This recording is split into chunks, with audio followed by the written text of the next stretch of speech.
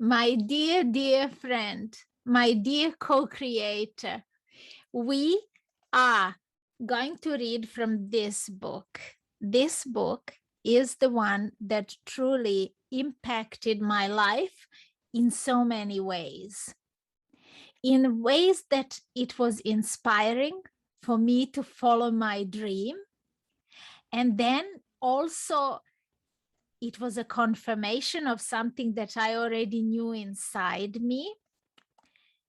And it was also something that was so far-fetched, so out there, so near the stars, yet I felt there was no distance from my soul to that place, that I could absolutely, if I want to, reach there one day.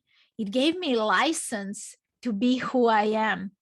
And it gave me this push to go in search of my dreams.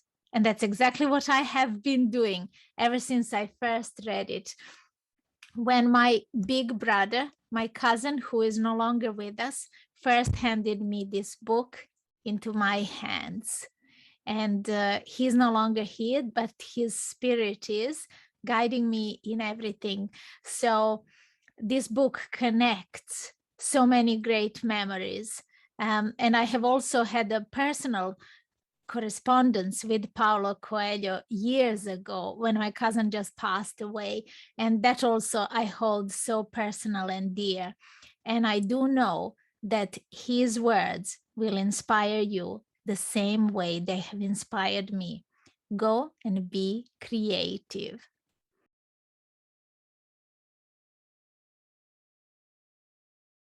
Two more months passed, and the shelf brought many customers into the crystal shop.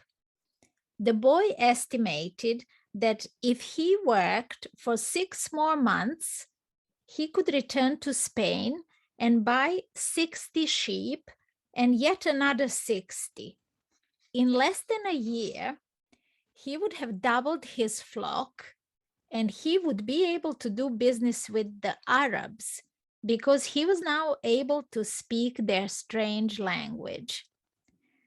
Since that morning in the marketplace, he had never again made use of the Urim and Thummim because Egypt was now just as distant a dream for him as was Mecca for the merchant.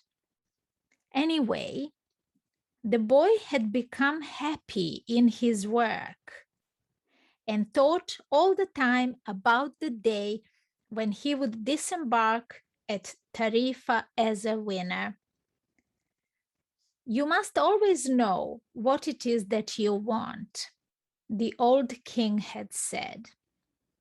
The boy knew and was now working toward it. Maybe it was his treasure to have wound up in that strange land, met up with a thief, and doubled the size of his flock without spending a cent. He was proud of himself. He had learned some important things, like how to deal in crystal and about the language without words, and about omens. One afternoon, he had seen a man at the top of the hill, complaining that it was impossible to find a decent place to get something to drink after such a climb. The boy, accustomed to recognizing omens, spoke to the merchant. Let's sell tea to the people who climb the hill. Lots of places sell tea around here, the merchant said. But we could sell tea in crystal glasses. The people will enjoy the tea and want to buy the glasses. I have been told that beauty is the great seducer of men. The merchant didn't respond, but that afternoon, after saying his prayers and closing the shop, he invited the boy to sit with him and share his hookah, that strange pipe used by the Arabs. "What is it you're looking for?" asked the old merchant. "I've already told you.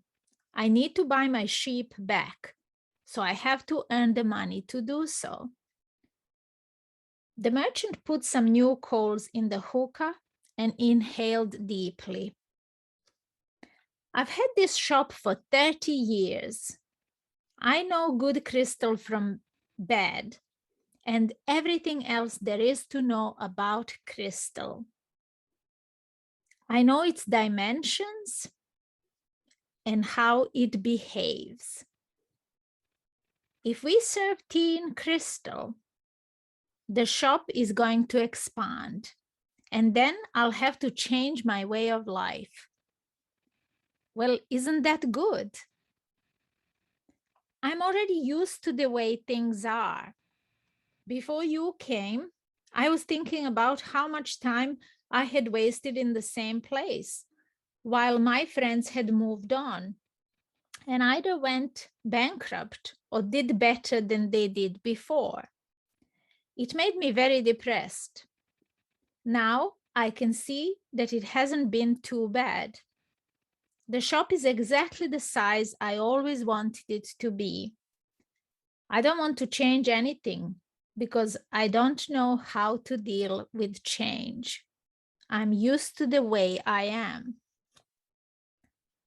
The boy didn't know what to say. The old man continued, "You have been a real blessing to me. Today, I understand something I didn't see before. Every blessing ignored becomes a curse. I don't want anything else in life, but if you are forcing me to look at wealth and at horizons I have never known, now that I have seen them and now that I see how immense my possibilities are, I'm going to feel worse than I did before you arrived, because I know the things I should be able to accomplish, and I don't want to do so. It's good I refrained from saying anything to the baker in Tarifa," thought the boy to himself. They went on smoking the pipe for a while as the sun began to set. They were conversing in Arabic, and the boy was proud of himself for being able to do so.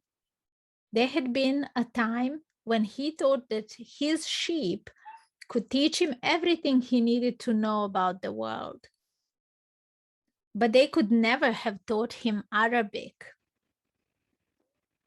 "There are probably other things in the world that the sheep can't teach me," thought the boy as he regarded the old merchant.